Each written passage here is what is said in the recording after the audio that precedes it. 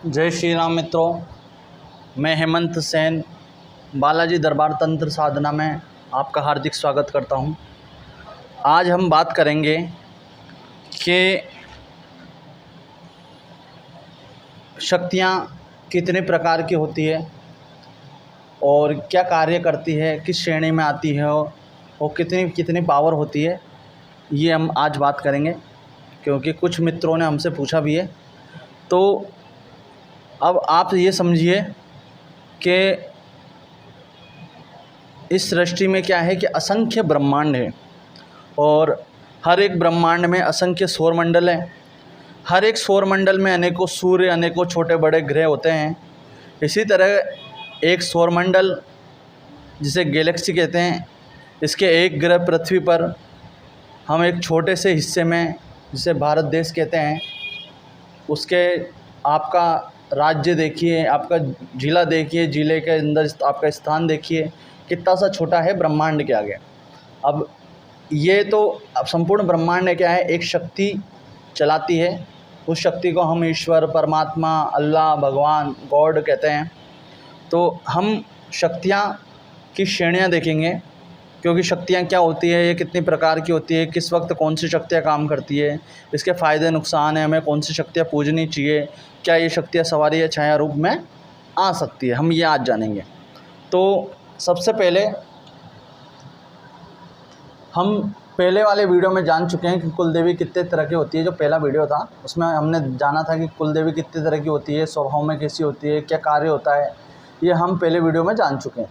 जो नए साधक हैं उनके लिए नीचे डिस्क्रिप्शन में वीडियो का लिंक दिया हुआ है, आप वीडियो देखें, सारी जानकारी आपको प्राप्त हो जाएगी। अब हम आगे बढ़ते हैं वीडियो के शीर्षक पे कि शक्तियाँ कैसी होती है, किस आधार पर कार्य करती है। तो हमारे घर की सबसे पहले शक्तियों के आधार बता देता हूँ। तो सबसे पहले होती है कुल की शक्तियाँ, जिसे हम कुल देवी, कुल देवता, पूर्वज वगैरह कहते हैं। दूसरी शक्तियाँ होती हैं स्थानीय शक्तियाँ या क्षेत्रपाल वगैरह, स्थानीय मंदिर वगैरह, भैरव वगैरह, या आसपास की माताजी वगैरह, जो या स्थानीय शक्तिपीठ, सगस वगैरह, जिंद बाबा वगैरह।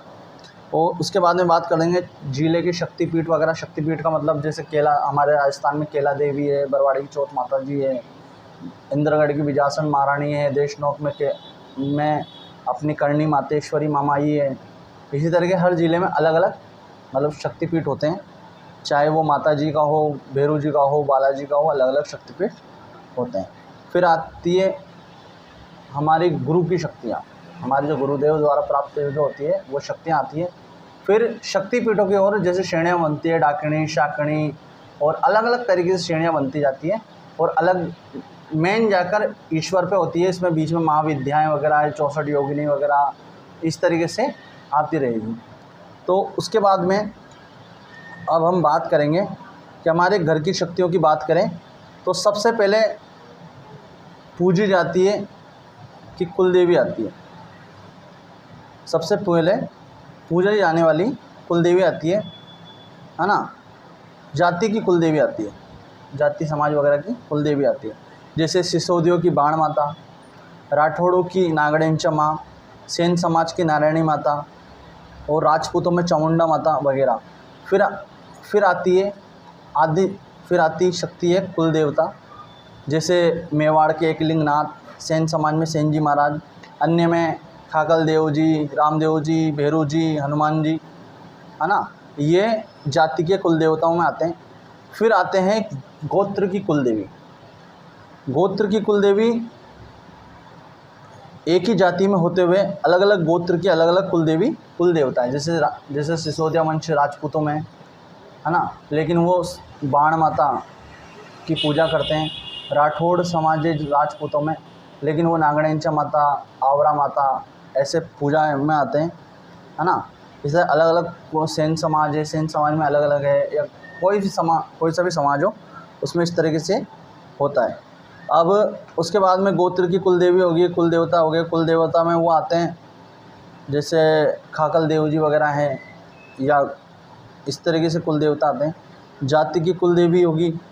फिर वंश की कुल देवी, कुल देवता, जैसे पीढ़ियों में कोई जाति के कुल देवता या देवी आपके वंश में पूजित हैं, लेकिन कई कारणों से, जैसे आपके पिताजी, दादाजी आपका अपने गांव का स्थान छोड़कर अन्य स्थान पर रोजगार हेतु किसी भी कारण से आ जाते हैं और देवी या देवताओं के चमत्कारों से चमत्कृत होकर उन्हें अपना इष्ट देव या देवी मान लेते हैं और समय समय पर या नियम से पूजा करते रहते हैं और इसी पूजा को उनका अगला वंश या उसी तरीके से पूछता है तो वह इष्ट देव या देवी कुल देवी के रूप में पूजाएं में आ जाती है।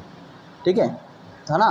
तो सबसे पहले आती है जाति की कुल देवी, जाति के कुल देवता, फिर आती है गोत्र की कुल देवी, गोत्र के कुल देवता, फिर आती है वंश की कुल देवी और वंश के कुल देवता, है ना, जो कुल देवता के रूप में पूजाएं में आती है। फिर आते हैं ऐसे देवता जो हमारे पूर्वज रह चुके हैं, क्योंकि वंश के कुल देवता हो चुके हैं।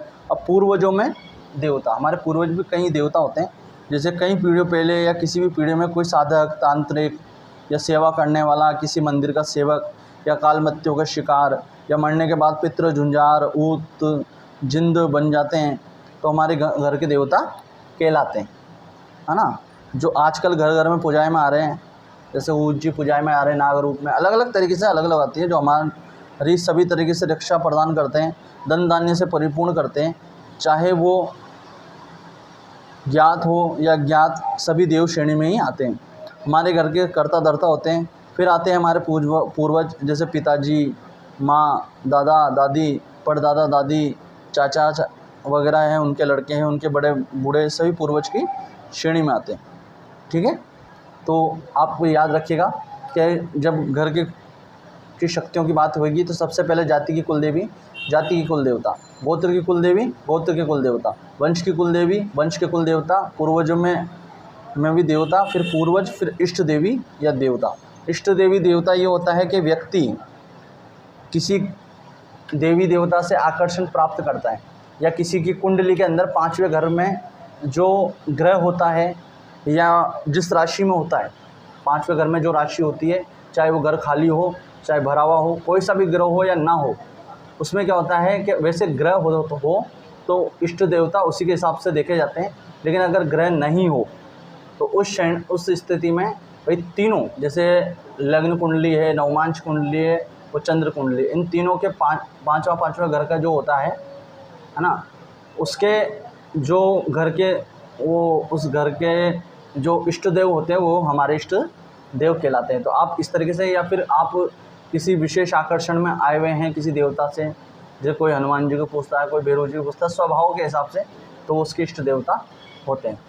अब हम अगले टॉपिक पे अगले वीडियो में बात करेंगे कि भाई स्थानीय शक्तियाँ व क्षेत्रपाल वगैरह क्या होते हैं। तो इसी तरीके से अगर हमारी जानकारी आपको अच्छी लगी हो तो आप वीडियो को लाइक करें, चैनल को सब्सक्राइब करें, बेल आइकन पर टिक करें, जिससे हमारे वीडियो आपको निश्चित रूप से मिलते रहें, आपकी जानकारी बढ़ाते रहें। जय श्री राम मित्रों, जय बाबा बालाजी दरबार की।